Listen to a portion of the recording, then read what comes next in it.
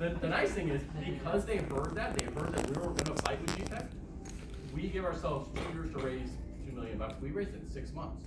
So this is awesome. This is great. So we got together internally and with members of the board and actually put together this plan. It's a longer story. It wasn't as pretty, but we got there. And we finally got together. We got a plan, and we were ready to launch. And then I'm like, hey, we should probably talk to some chamber leaders. And how about the ABC, right? Well, why not do that? And so that happened. I went to my chamber leaders and I said, guys, we have this program. I remember that abundance mindset. I have this program. We developed it. We built it. It's perfect. We're going to give it to you. All you have to do is just do these things. And they looked at me like, no. And not because they didn't want to do it, but because they're not us. They're different organizations. And so that was a shocker for us. And then the ADC got wind of this, and then it got much worse than this. Essentially the cities sort of banded together because they are funded by the cities, and they blew it up. I mean, they literally blew this thing up. They had mayors that were saying that we don't need to do expansion, retention expansion. We're the largest state, or the fastest growing county in the state or in the country. There were so many problems with this. They were worried. We hadn't established our lane. We hadn't really talked about how we wanted to do this work. And so, we really had to start climbing from the bottom to try and figure out how to do this. We ended up finally putting together a plan to do data collection, because the city does it, the state does it, and we said, what if we do it together? And that sounds normal, right? We get all our data, we put it all together, and then we know what's happening over time. It took me like a year for them to do that. And you know what their biggest concern was? Who's going to store the data? But we can't trust the chamber. Why not? Probably because I just hadn't really talked to them enough, and I hadn't built those relationships and had enough runway for them to really understand what we were going to do and why. So this is why I love you, people. And this is all credibility. Like, anybody wants to go do something insane, it was Evel Knievel, he had credibility. We didn't have credibility in the marketplace. And one of the big challenges we had, and one of the things they told us was, you don't know how to do it. And I got really mad. We absolutely know how to do it. And then as I thought about it, I figured out we don't know how to do it. We don't know how to do it well. So we started going around the country, because there really isn't a lot of training in Maricopa County, and our friends will tell you this, to do this kind of work. And so we took all our folks. We had to follow these training sessions all around the country to get some credibility. We also hired some people who do economic development work to get that credibility. And then we started to be able to have conversations with the economic development folks. We had permission to be in the room. We actually had permission, because all the stuff I did later I should have done earlier. So it took us a long time to do that. So what about today? So is it paradise? No, it's not paradise. It's still very difficult. But I like what Nick said, because about year 2 into this, the economic development guy, the guy who leads the EDC, we sat down and we carved up economic development for Phoenix. And I said, look, we're going to do business retention and expansion. He said, fine. And I said, we are going to do workforce development. He's like, nobody cares about that. You can have it. I'm like, well, thank you. Turns out it's pretty damn good. He wishes he had it now. And so we did that, and from that point on, it's been a lot better. And we're able to at least have conversations. Our boards talk to each other. We give them wins when there are wins, and they give us wins when we win. And I will say that if anything you learned from today is really make sure you're doing a lot of this work. If you're going to go into this space, make sure you're doing a lot of this work prior to. Get your friends, your natural friends in the chamber industry with you as you move forward. It's going to make it a lot better. So what did we learn? Okay, so set expectations. Again, we didn't set expectations appropriately with my board. We didn't set expectations appropriately with the economic development community. So make sure that is something that you do. Be clear about your intentions. Again, we weren't clear, and I think when you don't tell people what your intentions are, they start to assume. And when they start to assume, then you lose control of the message, and they can make it whatever they want. Oh, you know what Sanders is doing over there? He's trying to take over the whole state, and you have no control over that message, and of course then your numbers just drop. Go to school, recruit talent. I mentioned this. It was a really big deal, and we now have someone who we are one of 2 pilot states in the country with U.S. Chamber to start something called Talent Pipeline Management. The person who leads this force is now nationally. She goes around and does this work with the U.S. Chamber, so she really learned what to do in economic development. So we have permission to be in the room. Stay in your lane, and Nick talked about this, such a big issue. And there are so many times when we had investors say, well, why don't you guys go out and recruit? Oh God, that's such a bad idea. I don't know a worse thing for us to do, and I make sure that they know that. Make sure that the folks at the EDC understand we're not there recruiting. Anybody ever heard of the Carlisle Group? They're a huge organization. They called me. This guy called me and said, I want to move to Phoenix. I need you to help me convince my board. And I said, I got a guy for you. And then I set up a meeting with the head of the EDC and made sure he got that right. I was going to do that. I reminded him of that. Stand your ground. Now, this is a big one. You know this. I mean, they tried to bully us. They tried to push us out. And I don't get on social media and attack you. I don't do any of that crap. But I was going to let this happen. I would stand my ground. I protect my people, and we are going to do what we're going to do, and we're going to partner with you. We're going to collaborate with you. But we are in this space because Chambers started this space. And then I support them. Like I said, I made sure that when there are ways that we can support them, we do. Interestingly, they don't do any policy work at the state capitol. It's all of us. And so, especially if they have an issue on the policy side where we can help, we do that. And that really helps them see that you are a partner and you're not the instrument of doom. And then share the credit. I try and do this all the time because I think if they see you share the credit, you don't care who gets the credit, great things happen. And I don't care in this case. If we can help them and if we can all talk about how we're winning as a region, then everyone will win. And then success is a double-edged sword. You probably know this. The better you get at this, the more people want to come at you or attack what you're doing or try to take what you're doing. And so it's good. The balance sheet looks good. You're getting your scores are going up. You have a lot of things going on. Your chamber's growing. Revenues look good, but there is a lot more. There's a lot more exposure at that point for people who want to sort of take what you got or come in and attack what you're doing. Just have another great idea. Yeah. You have so many wins. Here, get a win for yeah, exactly. That project. Yeah, absolutely. So it is, but I will say, if you look back at 2013 when we started this to today, we have tiered dues, and the tiered dues portion that we measure it's in exponential growth. And it's not like we're helping all these businesses every day, but they're seeing what we're doing in the economy. You get that credibility, they see that recognition, and they invest. They invest what you're doing in the community, they invest in you. We now have our foundation that's focused solely on workforce. And so this really is a place for us to be. We should not shy away from it. We should own this, and we should do it with the EDC to make sure that we're good partners. So I hope that's helpful, and I think we're going to take some questions. Is that correct? Yeah, we'll take some questions, but first, we just wanted to gauge the room by a show of hands of who has a good relationship with their EDC, who doesn't have a relationship one way or another with, and then who has a contentious relationship with their EDC. So we'll start with the good. Okay. Who doesn't have a relationship with their EDC? Okay, and then who has a negative or a contentious relationship with? That's not so Diane, is it Diane? Yes. Can you talk to us a little bit about that? So, I mean, I can. We have changing directors all the time. So regardless of all of the lessons learned and the expectations set and the stay in your lane, every time a new EDC director comes in, we have to start all over again. And some of them are more accepting than others. And currently I have one that has been at it now for 2 years, and she will walk the walk, but she'll talk the talk, but she won't walk the walk.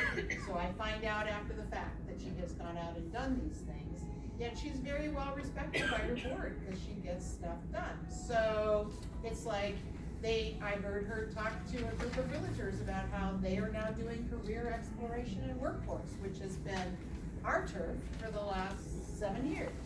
So I go to lunch with her and I go, hey Robin, what's going on here? We're doing workforce. Oh, so are we. And it's like, well, but you don't have the bandwidth and we have the relationships and the experience. Yeah, so, I mean, and again, if you've got someone who in their world And I will tell you this, cause I walked the parallel path, economic development people can get away with a lot more than chamber execs can. Yes. It's like they have a magic formula with their boards. So I'm just gonna have to wait it out, and my strategy is, I'm just better at all of it, and I'm gonna tell people I'm better at all of it. I'm not gonna badmouth them, but I'm gonna keep us on our path and show that we're the leaders here, but we have to work harder at it.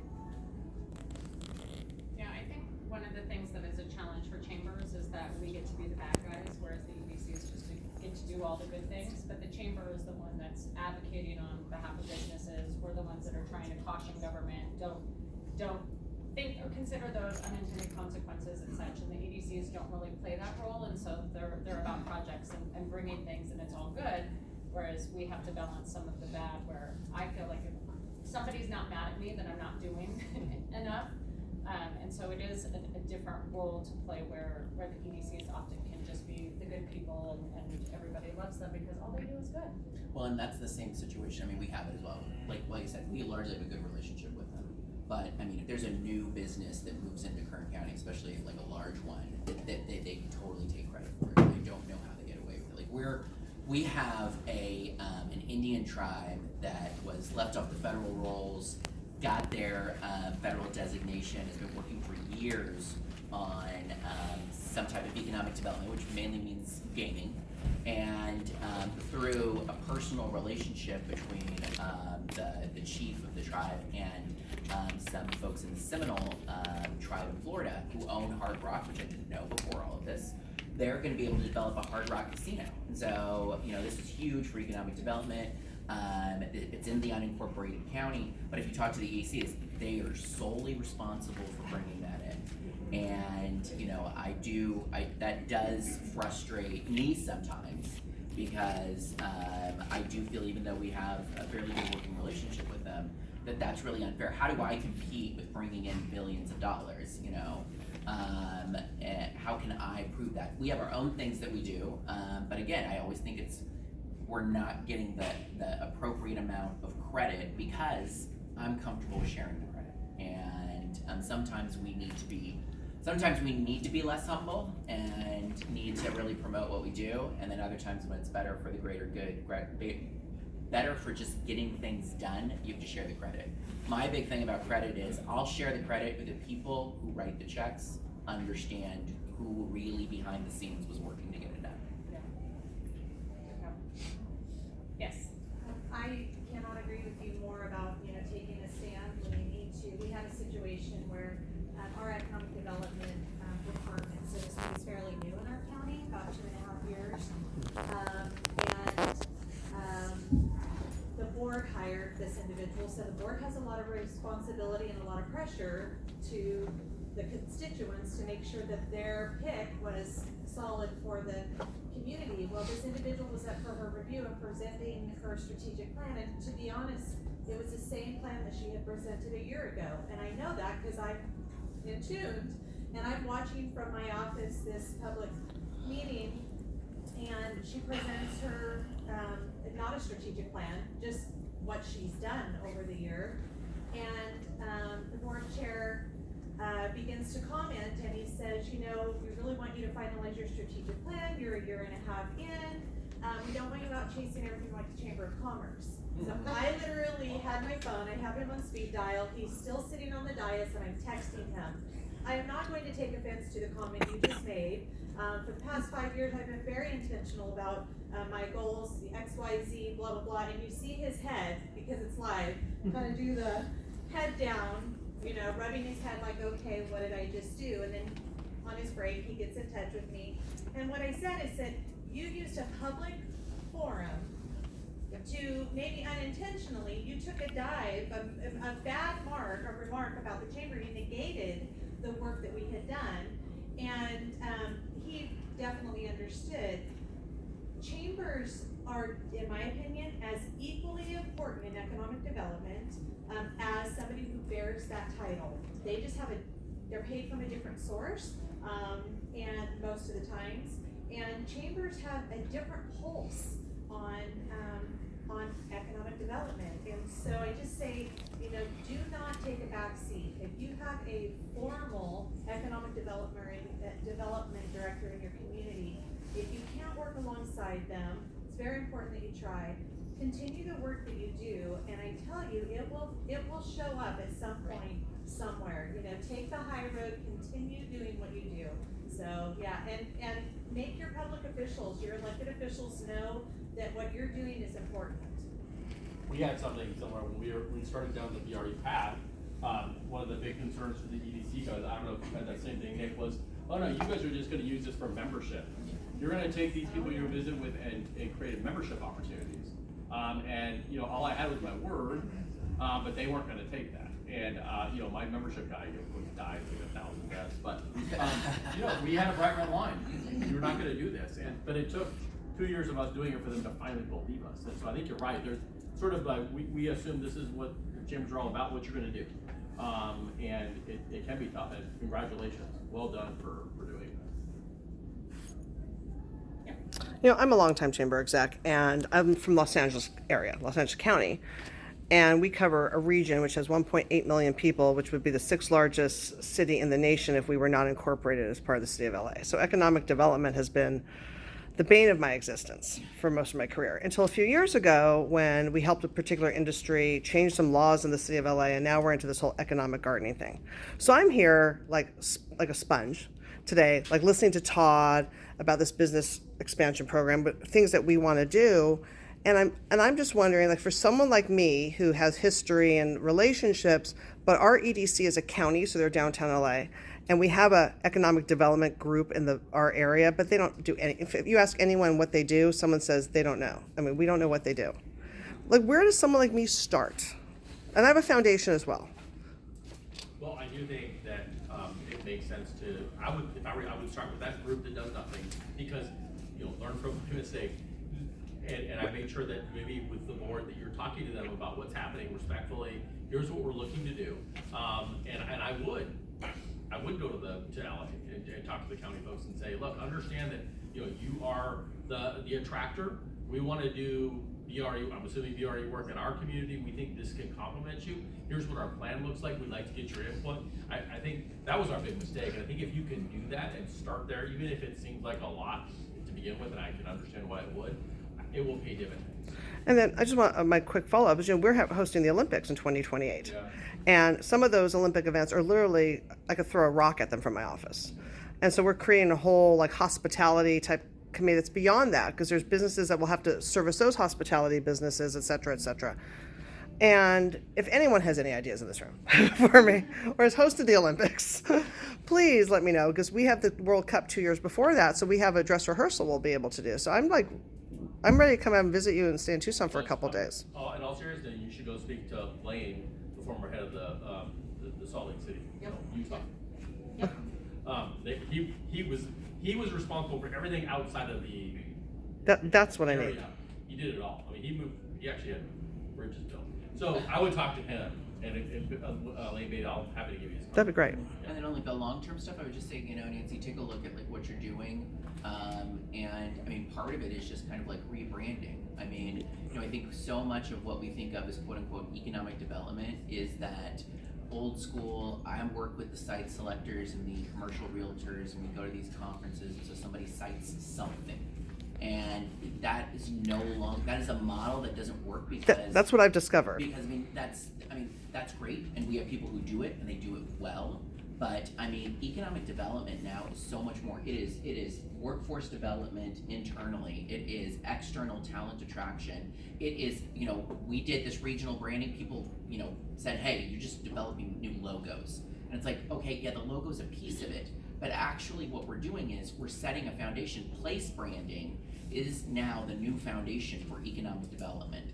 So you have to kind of like look at what you're doing and see, how do you say, okay, in this spectrum of economic development, what are we doing? And honestly, I mean, I've done work with LAEDC in my career.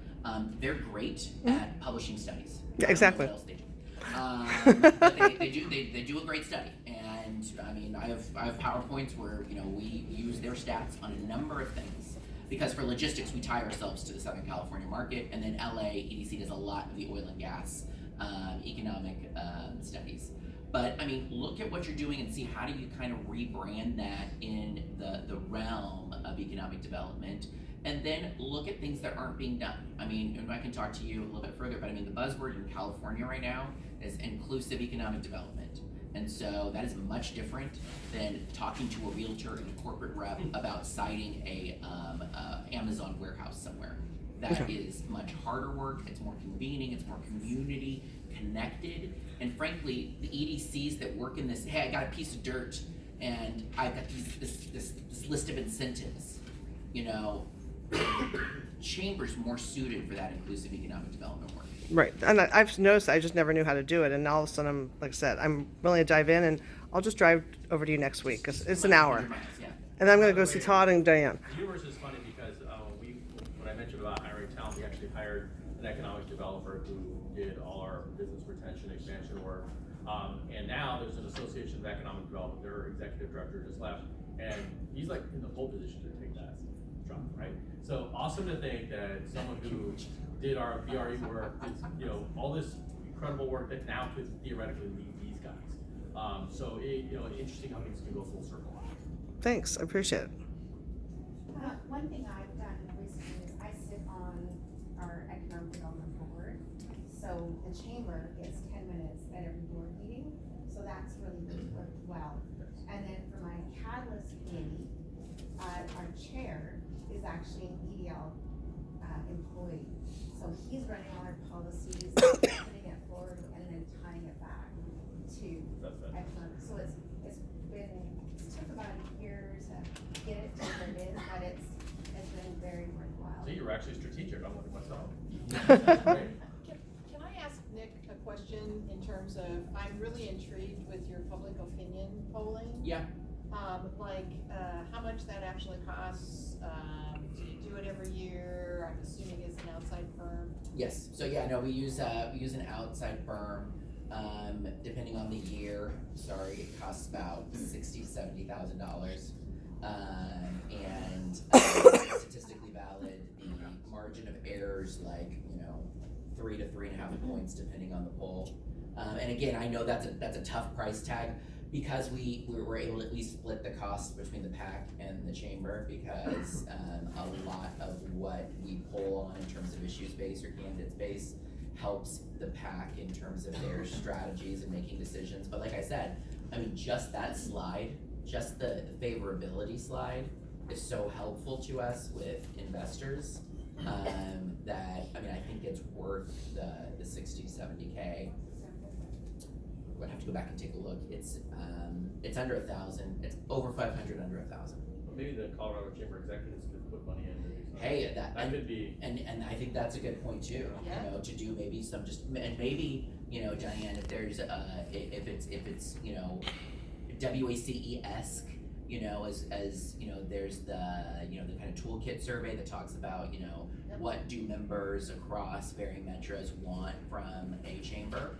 Maybe it's a multi-jurisdictional, a sample size in each jurisdiction, asking this distinction between the chambers and the EDCs, and what's their, what do you know your local chamber, do you know your local EDC, what's your opinion of them? And that alone, and again, the 60-70 K is for a 19-minute, it's a 19-minute poll. It's a pretty extensive one, yeah. I wonder if you could expand a little bit more on what you meant by inclusive redevelopment. We're probably going to look at that on California too. Yeah. So, it's a difficult animal to explain, and basically what it is it's a collection of words.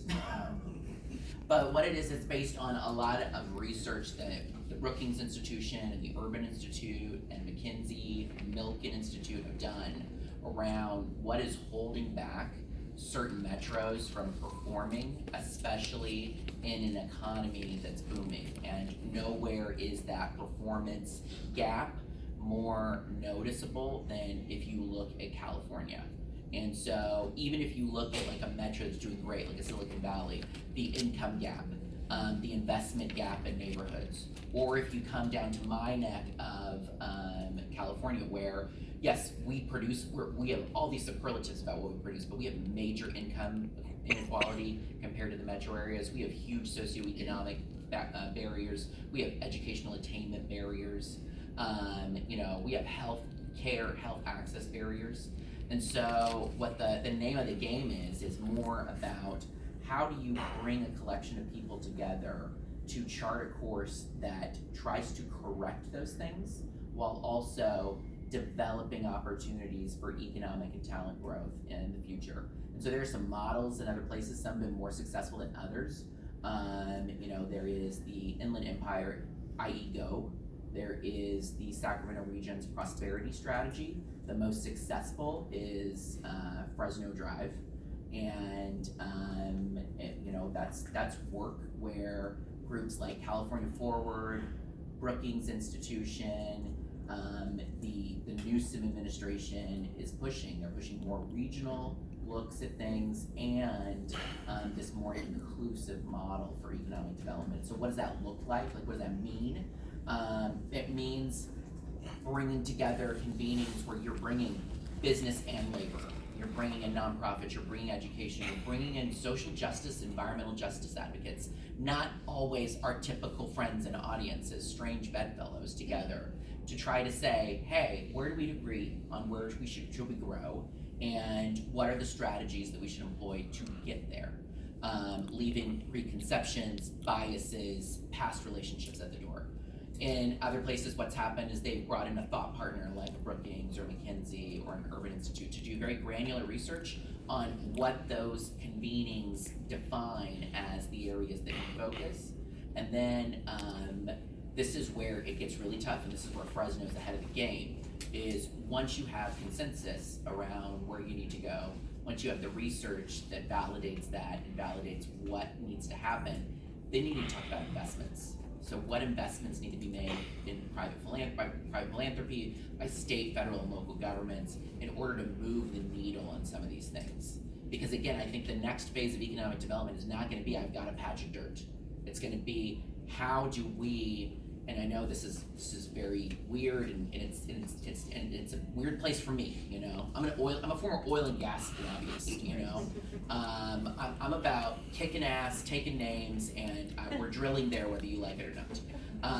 But this is about, how do we invest in transformative placemaking, like making your downtowns a place that have its own identity, that have its own culture, that have a thriving economy that is almost separate from what's going on in the big industry clusters outside.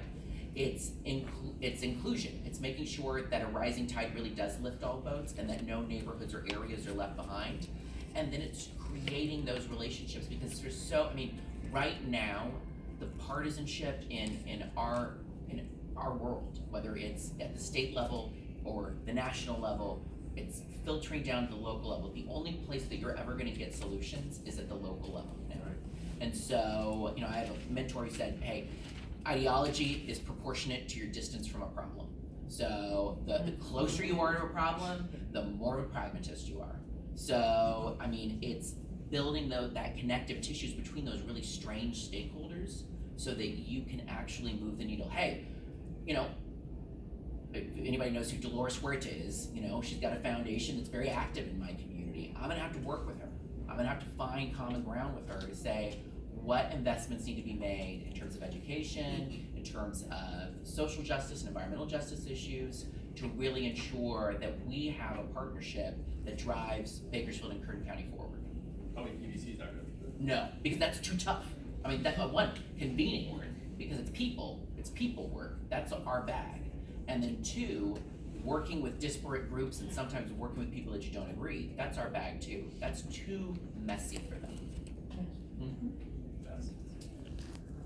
Has your inclusive platform got a world stage component of what Kern County is gonna put on the world stage? Well, I think that's what we're trying to do. What we're trying to do is build on our regional brand initiative, which is really talking about our superlatives, and that's the problem, is like that exporting. Yeah, no.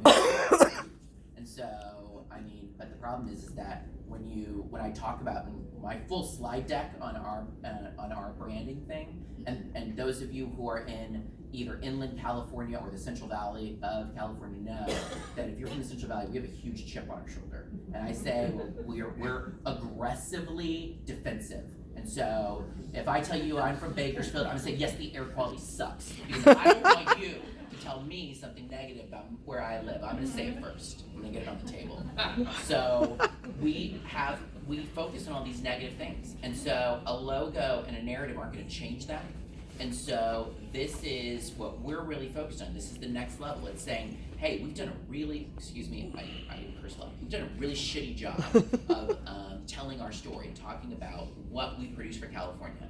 And the fact that, and this is inland California, this is your area too, it's Inland Empire, it's everywhere.